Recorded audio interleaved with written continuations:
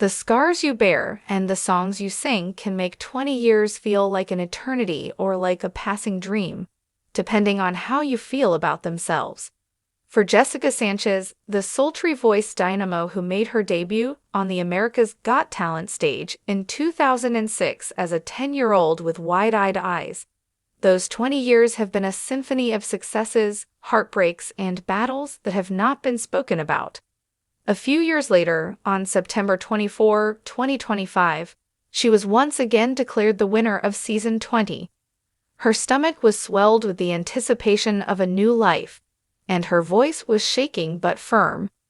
As the confetti fell like golden applause, the cheers of the judges reverberated throughout the Dolby Theater, and the people of the United States of America inhaled in wonder as a collective. Sanchez, however, muttered a reality that stung deeper than any standing ovation. "This has been one of the hardest things I've ever had to do."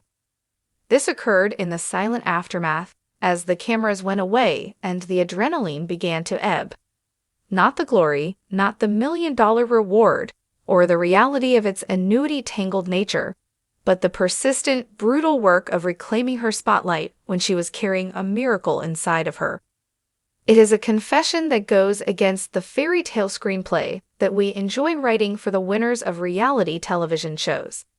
Sanchez, who is now 30 years old, is not only a vocalist but also a survivor of the glittering guillotine that the profession has to offer. At the beginning of her story, there was that innocent audition for America's Got Talent, a blurry memory from the first season, in which tiny Jessica screamed out Whitney Houston with the passion of a child twice her age. There was a courteous grin on the faces of the judges, but the world was not prepared for her fire. On the 11th season of American Idol, which aired 6 years later, lightning struck. It was at the age of 16 that she became the youngest finalist, coming in second place behind Philip Phillips. Her performance of "I Will Always Love You" broke records and won hearts all over the world. She became the next big thing overnight, landing deals with Epic Records, a debut album that debuted at No. 6 on the Billboard 200 chart, and tours that merged into Restless Dawns were all part of her career. However, stardom is only a honeymoon for a brief time. Sanchez had disappeared from the charts by the time she was in her mid-20s, fleeing to the Philippines to heal her wounds and rediscover her origins. The hits stopped coming, the critics sharpened their daggers, and she had vanished from the charts.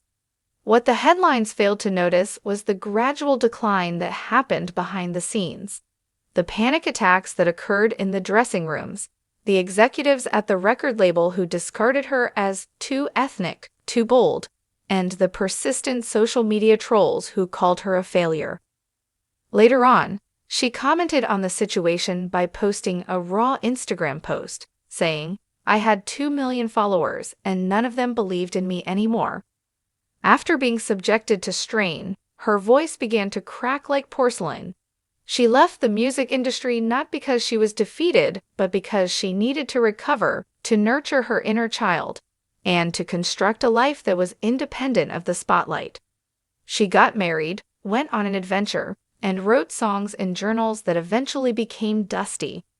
At the beginning of the year 2025, she was confronted with 2 pink lines on a stick that completely reshaped her world. There was a collision of joy and terror. How can you pursue your aspirations when your body is rewriting its own melody? And yet, as if it had been written by some cosmic diva, an email arrived. American Idol was soliciting auditions for the 21st season. Sanchez watched at the TV with her palm on her hardly noticeable bump 20 years after she had produced her first microphone, to which she pondered, why now? Nevertheless, she was aware of it. Indeed, this was not redemption. Rather, it was resurrection. On the day of the audition, the day arrived like a cloud that was about to pour.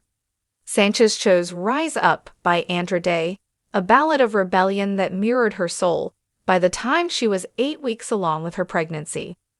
During the process of releasing the notes, her voice reached new heights, becoming honeyed and husky, yet her body betrayed her.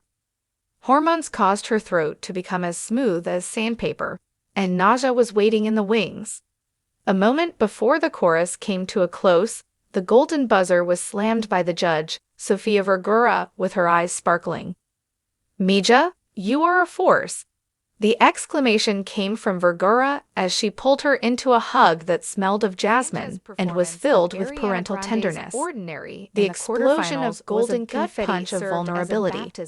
Her belly was a drumbeat under her silk robe, and her vocals cracked on high notes not because of weakness, but rather because of the sheer mechanics of a body that is in change. Sanchez is currently 8 months pregnant. During an interview that took place after the event, Sanchez chuckled and said, "I could feel her kicking during the bridge, but her eyes were filled with shadows. Every breath was a negotiation with gravity." What made this the most difficult? When the glitz and glamour are removed, what you find is a complex web of warfare that are not visible to the naked eye. Pregnancy is a nightmare for vocalists from a physical standpoint. As a result of swollen tissues, Sanchez's timbre became muted, and her range of motion decreased. Her diaphragm contracted like a bellows that was under siege. Not only vocally, but physically, mentally, and emotionally because of the hormones and the body changes that I'm going through.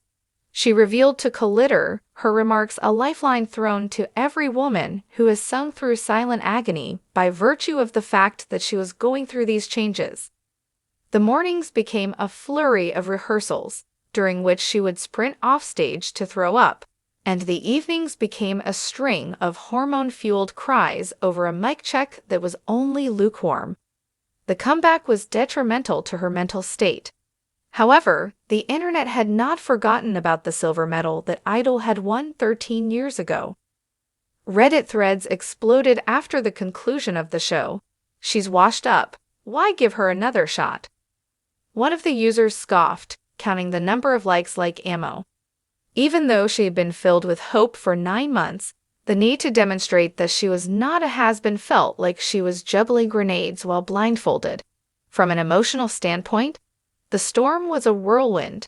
Sanchez was filled with grief for the young lady who had fantasized about winning Grammys, lamented the records that were yet to be born, and screamed at a world that devours Filipina-American dreams and spits out numbers.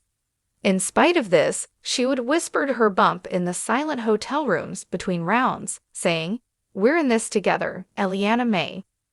"God has answered" is the meaning of her daughter's name, Eliana, which was not chosen by chance. It was the manifestation of prayer. To put her to the test, the semifinals were like fire forging steel.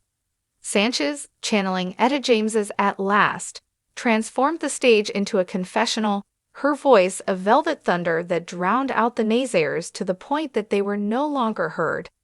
Howie Mandel referred to it as timeless, while Mel B referred to her as unbreakable. Backstage, however, a collapse was nearing. During times that were disappointing for me, I would consider to myself, what if this is it? What if I am unable to? She admitted it. Having always been an oracle, Simon Cowell took her aside and said, "You've got the X factor, the one that endures."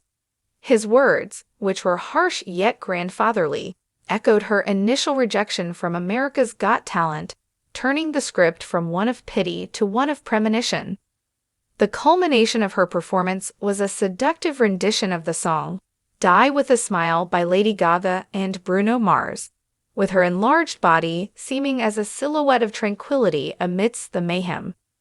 The number of people in attendance increased, and the votes were counted. The theater shook as soon as her name was displayed on the screen. Jessica Sanchez, the winner of Season 20. During the time that Vergara was making her second appearance on stage, she was clenching her days that have passed, fully aware of the price that it has cost. The $1 million? There is no windfall for diapers and dreams. It is a deferred dream that is payable in annual drips of $25,000, or in a big sum of $300,000 that is subject to taxation. But the true reward is something that cannot be touched: the power that is discovered through vulnerability. I've been so blessed to find that strength within myself to persevere, she told NBC Insider. Her Instagram was a mosaic of gratitude, detailing family barbecues in Chula Vista, late-night songwriting sessions with her husband, and the first kicks that were synchronized to her humming. 20 years later, Sanchez sees her journey as a roadmap for others who have been hurt. She went from being a skinny youngster with a goal to becoming a beautiful mother warrior. If you really want to see what it's like, look at my journey, she encourages those who are interested in an artistic career. It has never stopped me from believing in myself. Sanchez enters unexplored areas during the time that Eliana May is expected to arrive any day, possibly singing her first cry to her mother's lullaby. The victory was not the conclusion. Rather, it is the passageway to whatever poem comes after it. How difficult is it? In a word, yes. On the other hand, she emerged from its furnace not just as a victor, but also as a legend who sang through the storm. There is a symphony that is worth every cry that is